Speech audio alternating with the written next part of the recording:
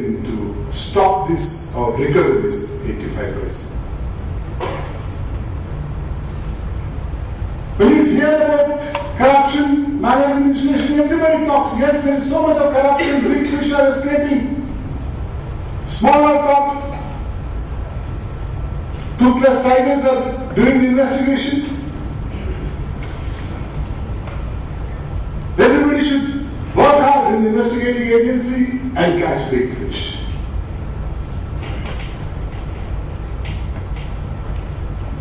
Honorable Prime Minister, the day whom I have the highest regard for him as a person of honesty and integrity and probity, he said the same words which I said now, 2009 February, when inaugurating the CBI conference. When a correspondent asked me, what do you say about this? I said, has the Prime Minister forgotten 23rd of December 2008?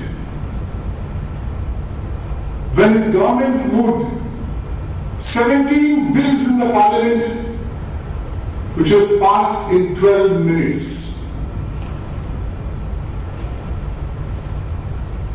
A bill, if it requires to be passed, right from the title to the last repealing clause, has to be read and discussed in one bill.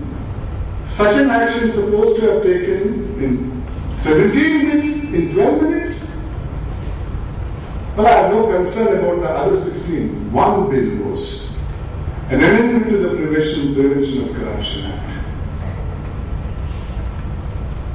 Prevention of Corruption Act was enacted for the first time in India in 1947. In India, Indian Penal Code contains almost all offences incorporated in the Indian Penal Code. But some offences which have become more frequent have been taken out and made into special law. In 47, then the government understood that corruption has gone to such an extent it required a special law to be made. So they made the Prevention of Corruption Act of 47. In 2008, December, 3 sections of that Prevention of Corruption Act, which was helping the investigating agency, was deleted. Has the corruption gone down between 47 and 2008?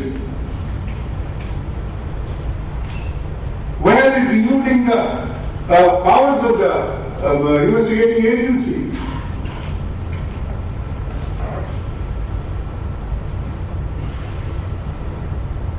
No answer. And look at that act. There is a section 19 in the Prevention of Corruption Act, which requires if a public servant has to be prosecuted under that act, sanction from the government is necessary. This matter went up to Supreme Court in 4 cases of 4 chief ministers, Rajendra Singh Bhattal, Pratap Singh Badal, Lalu Yadav and Karnataka. Supreme Court said, this protection is available only to persons who commit offences in the official discharge of their duties. Under the Prevention of Corruption Act, so far as the public servant is concerned, there are only 2 offences. One is receiving bribe. This you must have seen recently in the television. The ex-daughter-in-law of Queen Elizabeth asking for money. It only shows it is international phenomenon. Anyway, there are only 2 offences. None of these offences have anything to do or any nexus with the official discharge of duties. Therefore, a sanction under the PC Act is a must, or automatic is the word used. Still, they are not obeying. We are not taking sanction when we want to prosecute people who have been caught red-handed. I will tell you what is the distortion of democratic rights in this country. In 1988, they amended the Prevention of Corruption Act and added an offender.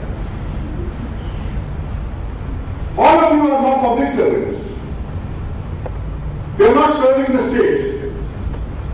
So if any one of you give bribe to me, I am a public servant. And both of us are caught in one transaction. To take me to the court, you require the sanction from the governor. To take you to court for the same offense with the same punishment, nothing is necessary, just take me. Very often we have heard, in a democracy, it is the citizen who is the boss. And it is a case, and where citizen, the boss, who doesn't have that protection, the servant, the public servant, he has the protection. This is the irony of the situation in the administration. I could go on and on and on, but as I told you, I have come here not only to talk but to listen. There are very many things I would like to hear from you, my way of your questions, and prepare to answer those questions, and I can learn from that. My mind is very open. I don't believe that a person is fully informed or educated anytime till he dies. Every day is different. You are much more intelligent than yesterday when you consider yourself very knowledge today. So with that, I would ask you to put some questions or suggestions. Please don't hesitate to ask questions, be it personal, be it my institutional thing, or whatever is your views in regard to maladministration or corruption, which is another part of maladministration. I would like to share my views with yours. That's the only way I can communicate. And normally I accept invitations like this from colleges and schools. Schools in the sense maybe 5th form, 6th form, SSLC or whatever they say, this thing. So that I can, if I can convey to them and touch their thinking process, convert even 10 out of the 100 that there are, or maybe 500 there are only 10%. In the long run, I feel that I have done my job. Therefore, I would like you to please ask or tell me your views. And time is no constraint for me. He may be in a hurry to go. I'm not going back to office today.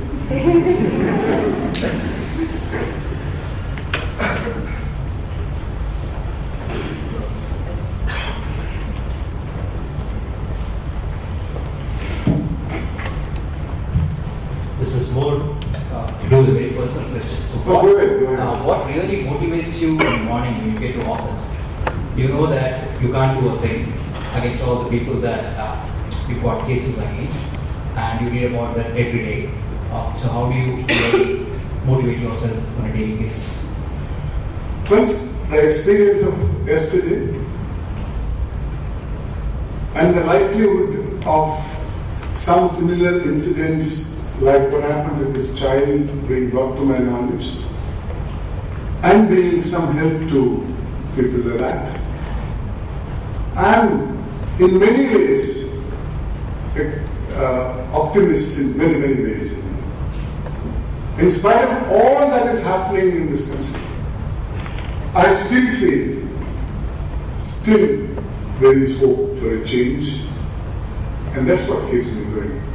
Whenever things doesn't happen or ought to have happened with the government, with my recommendations, I have found a way to exercise my freedom of speech. I go to the media, I tell the media this is what I have done, this is what I have recommended to the government, and what was their reaction to it, or no reaction at all whatsoever. So that will convey to the government that people of this state know what is happening. But certain things I stop at one stage itself. Take for example, I don't have the assistance of the Uplokai. Now it's 5 months since it died. Under our statute, the jurisdiction is compartmentalized. I have jurisdiction from class 1 officers to the chief minister and other ministers and other political officers.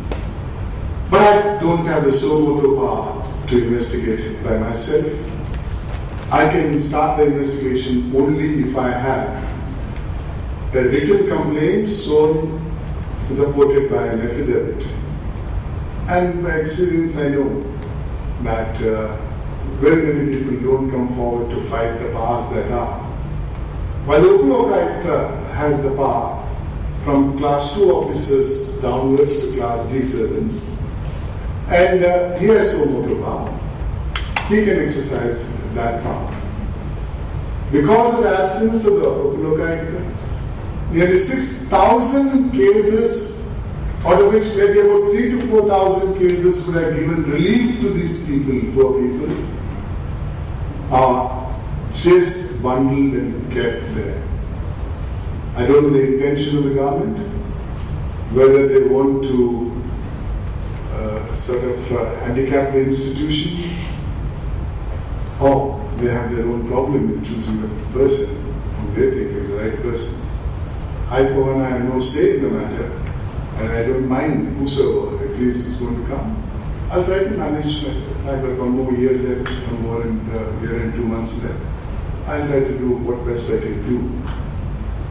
But certainly, it's a possibility of